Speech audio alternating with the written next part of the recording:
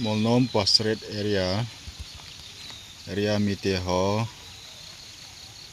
area working committee adlo silam kaina a retaining wall an ki bol chu tu chan hin hi chan hi zo hita in tu suna ki bol do hi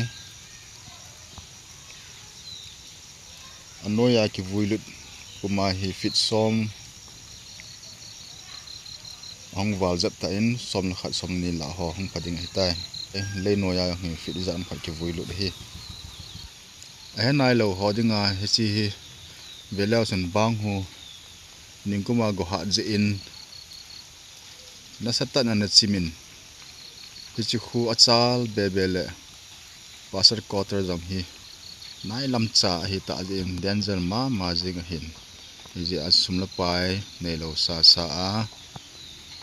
ini pa no hi